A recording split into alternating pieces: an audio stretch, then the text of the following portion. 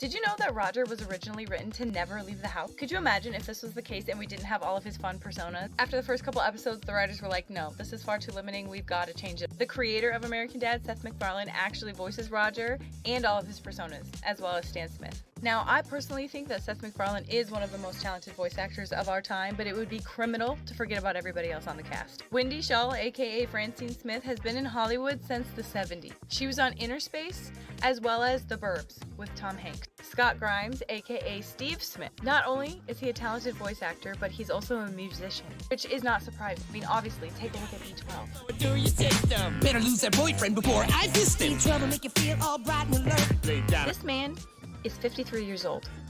He is 53.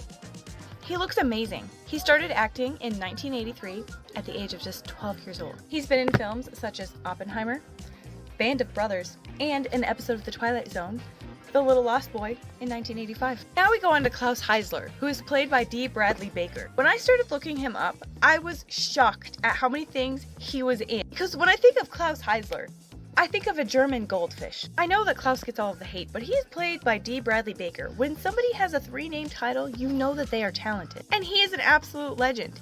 He played every single clone trooper in the Clone Wars, the animated Star Wars series, as well as Swilliam, Bubble Bass, and sometimes the announcer fish in SpongeBob, if you didn't already know. He voices Perry the Platypus and Cinderblock from Teen Titans, the 2003 edition. So not only is American Dad an American treasure, it is stacked with an absolutely amazing cast that makes the show 10 times better. Next time I want to talk about my top 5 favorite Roger personas. Do you have a favorite persona? Drop it in the comments.